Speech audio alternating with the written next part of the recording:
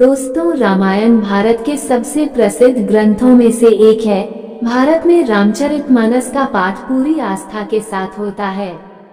महर्षि वाल्मीकि द्वारा रामायण में भगवान राम की संपूर्ण जानकारी लिखी गई है, लेकिन कुछ लोग भगवान के होने पर ही सवाल उठाते हैं और रामायण को केवल कहानियों से भरी किताब मानते हैं। लेकिन क्या होगा जब हम आपके सामने इसके सत्य होने के सबूतों को आपको बताएंगे, जिसका हर एक सबूत इसके सत्य होने की ओर इशारा करता है। आज हम वैज्ञानिक अध्ययनों के आधार पर यह सिद्ध कर देंगे कि रामायण में वर्णित घटनाएं पूर्णतः सत्य है। रामायण के अनुसार भगवान राम ने अधर्मी रावण को मारकर धर्म की स्थापना की थी। ज्यादातर लोगों का सवाल होता है, क्या भगवान राम वाकई धरती पर पैदा हुए थे? क्या वास्तव में रावण के 10 सिर थे? तो दोस्तों, आज हम आपके लिए कुछ ऐसे रामायण से जुड़े सबूत लेकर आई हूँ जिसे सुनकर आप लोग भी आश्चर्यचकित रह जाएंगे। रावण का महल। लंकापति रावण के महल के अवशेष आज भी मौजूद है। ये वही महल है जिसे हनुमान जी ने लंका के साथ जला दिया था। रामायण में लंका दहन को रावण के विरुद्ध राम जी की पहली जीत कही जा सकती है। महाबली हनुमान जी के इस पराक्रम को देखकर वहां के सभी निवासी कहने लगे, सेवक इतना शक्तिशाली है तो स्वामी की ताकत का अंदाजा लगाया जा सकता है। सुग्रीव की गुफा। बाली के डर से सुग्रीव जिस गुफा में रुके थे वो गुफा आज भी मौजूद है। रामायण के अनुसार बाली ने तुदुम्भी नामक राक्षस को मारकर उसका शरीर कुछ दूर फेंक दिया था। हवा में उड़ते हुए तुदुम्भी के खून की कुछ बूंदें मातंग ऋषि के आश्रम के ऊपर गिर गई। ऋषि ने अपने तप के बल पर यह जान लिया ये किसकी हरकत है।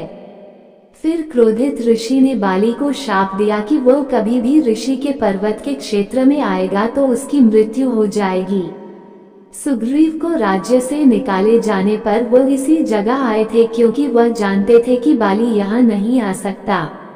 यहीं पर उनकी मुलाकात राम जी से हुई। बाद में राम जी ने बाली का वध किया और सुग्रीव को किष्किंधा का राज्य दिया था।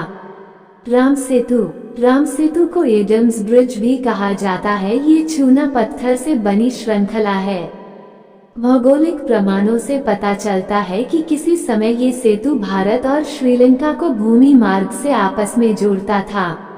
ये पुल करीब 30 किलोमीटर लंबा माना जाता है। 15वीं शताब्दी तक ये पैदल पार करने लायक था। एक चक्रवात के कारण ये पुल अपने पूर्ण स्वरूप में नहीं रहा। राम सेतु एक बार फिर सुर्खियों में तब आया जब नासा के उपग्रह द्वारा लिए गए फोटो मीडिया में सुर्खियां बने थे। समुद्र पर बने सेतु को राम जी की दूसरी विजय कहा जा सकता है, क्योंकि रावण को विराट समुद्र की तरफ से किसी से कोई खतरा नहीं था। पानी में तैरने वाले पत्थर। राम सेतु पुल के पत्थर पानी पर तैरते थे। सुनामी के बाद रामेश्वरम के उन पत्थरों में से कुछ जमीन पर आ गए थे। शोधकर्ताओं ने जब उन्हें दोबारा पानी में फेंका तो वह तैर रहे थे, जबकि दूसरे पत्थर पानी में डूब जाते थे। नल और नील की उपस्थिति में वानर सेना ने 5 दिन में 30 किलोमीटर लंबा और 3 किलोमीटर चौड़ा पुल तैयार किया था। रामेश्वरम में आई सुनामी के दौरान ये पत्थर दिखाई दिए थे। आज भी कई साधु संतों के पास इस तरह के पत्थर हैं। रामायण कालीन हवाई अड्डे। श्रीलंका की रामायण अनुसंधान टीम ने रावण के रामायण काल के 4 हवाई अड्डे खोजने का दावा किया है।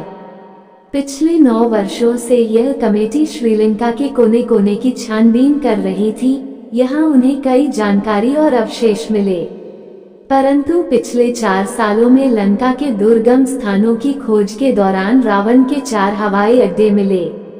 खोजकर्ताओं का कहना है रामायण की लंका वास्तव में श्रीलंका ही है। यहाँ उसानागोडा, गुरुलोपोथा, तोतुपोलाकंदा और वरियापोला नामक 4 हवाई अड्डे मिले हैं। अशोक वाटिका। अशोक वाटिका आज भी लंका में स्थित है, जहाँ रावण ने सीता माता को हरण करने के पश्चात कैद कर रखा था। ऐसा माना जाता है कि एलिया पर्वत की एक गुफा में सीता माता को रखा गया था, जिसे सीता एलिया नाम से जाना जाता है। यहाँ सीता माता का एक मंदिर भी है जिसे वीरान टोक कहते हैं, जो वहियांगना से 10 किलोमीटर दूर है। यहीं पर सीता जी का अपहरण कर पुष्पक विमान को उतारा था। जहाँ सीता माता को ले जाया गया उस जगह का नाम गुरुलपोटा है, जिसे अब सीतोकोटवा के नाम से भी जाना जाता है। संजीवनी बूटी का पहाड़। आप सभी संजीवनी बूटी के बारे में तो जानते ही होंगे। जब लक्ष्मण जी को शक्ति बाण लगा था तो इसी बूटी से उनके प्राण वापस आए थे। आपको जानकर हैरानी होगी, आज भी इस जगह ये पर्वत मौजूद है। रामायण में संजीवनी बूटी से लक्ष्मण के प्राण वापस लाने और हनुमान जी द्वारा पहाड़ लाने के बारे में सभी जानते हैं। वैद सुषेण ने संजीवनी को चमकीली और विचित्र गंध वाली बूटी बताया है। संजीवनी पर्वत आज भी श्रीलंका में मौजूद है। बाद में हनुमान जी ने इस पहाड़ के टुकड़े कर इसे श्रीलंका में फेंक दिया था। जहाँ जहाँ इस पहाड़ के टुकड़े गिरे वहाँ के पेड़ पौधे और जड़ी बूटी बाकी जगहों से अलग होती है।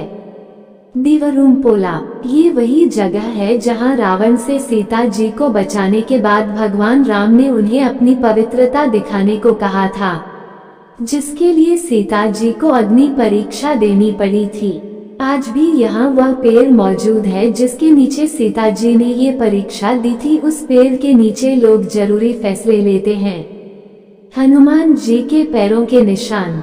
हनुमान जी ने जब सीता जी की खोज के लिए समुद्र पार किया था तो उन्होंने विशाल रूप धारण किया था। फिर वह आकाश मार्ग से समुद्र पार करके श्रीलंका पहुंच गए थे। ऐसा कहा जाता है जहां उन्होंने पहले कदम रखे वहां उनके पैरों के निशान बन गए। ये निशान आज भी वहां मौजूद है। कोणेश्वर मंदिर। रावण भगवान शिव जी की पूजा करता था। उसने भगवान शिव के लिए यह मंदिर बनवाया था।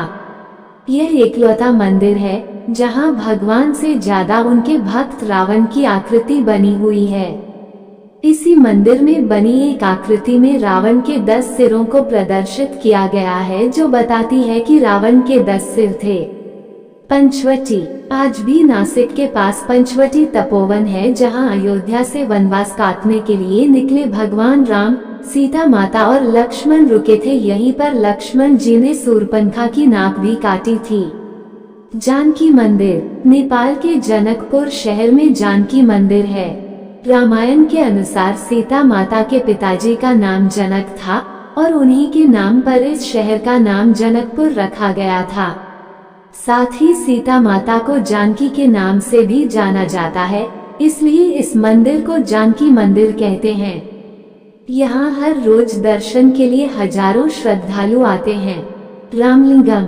रावण को मारने के बाद भगवान राम को पश्चाताप करना था क्योंकि उन्होंने एक ब्राह्मण को मारा था। इसके लिए उन्होंने शिव की आराधना भी की थी। भगवान शिव ने उन्हें 4 शिवलिंग बनाने को कहा। एक रेत का शिवलिंग सीता माता ने बनाया, 2 शिवलिंग हनुमान जी कैलाश से लेकर आए थे और एक शिवलिंग भगवान राम ने स्वयं अपने हाथों से बनाया था, जो आज भी इसी मंदिर में स्थित है। इसीलिए इस जगह को रामलिंगम कहते हैं। कोबरा हुड केव। जब रावण सीता जी का अपहरण करके श्रीलंका पहुंचा तो सबसे पहले सीता जी को इसी जगह पर रखा गया था। इस गुफा पर हुई नक्काशी इसी बात का सबूत देती है। हनुमानगढ़ी। रामायण के अनुसार जब सीता माता का अपहरण हुआ था तो राम जी की मुलाकात हनुमान जी से हुई। उसके बाद हनुमान जी हर रोज एक स्थान पर श्री राम का इंतजार किया करते थे।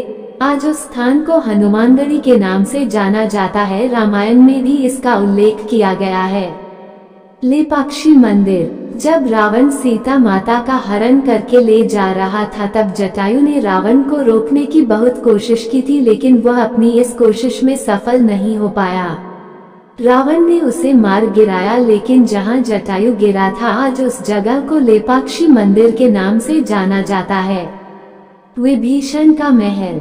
रावण की मृत्यु के बाद राम जी ने लंका का राजपाट विभीषण के हाथों सौंप दिया था, जिसके बाद विभीषण ने कलानिया नदी के करीब एक महल का निर्माण करवाया था, जिसका सबसे बड़ा सबूत हाल ही में मिला था। शोधकर्ताओं की एक कमेटी जब वहां पर जांच कर रही थी तब वहां पर महल के बहुत सारे अवशेष मिले हैं जो यह सबूत देते हैं कि यहाँ विभीषण का महल था। सीता टीय तालाब। जब रावण धोखे से सीता माता का अपहरण करके उन्हें लंका ले आया था तब रावण का पुष्पक विमान एक स्थान पर उतरा था। उस समय सीता जी की आंखों से आंसू गिर रहे थे। जहां पुष्पक विमान रुका उस स्थान पर सीता जी के आंसू गिरे और वहां एक कुंड बन गया। आज इसे सीता टीय तालाब कहा जाता है। इसके आसपास पानी का कोई स्रोत नहीं है, फिर भी यहाँ का पानी किसी भी मौसम में नहीं सूखता। इनके अलावा अन्य कई देशों में भी रामायण से जुड़े सबूत मिलते रहते हैं। दोस्तों, इस कहानी में रामायण काल से संबंधित सबूतों के बारे में बताया गया है। अगर आपको ये जानकारी अच्छी लगी हो तो अपने दोस्तों के साथ शेयर करें और चैनल को सब्सक्राइब और लाइक करें। अगर आप इस जानकारी से संबंधित कुछ भी पूछना चाहते हैं तो हमें कमेंट करके बताएं, हम आपको जवाब जरूर देंगे। आपके ऊपर सदैव प्रभु की कृपा बनी रहे।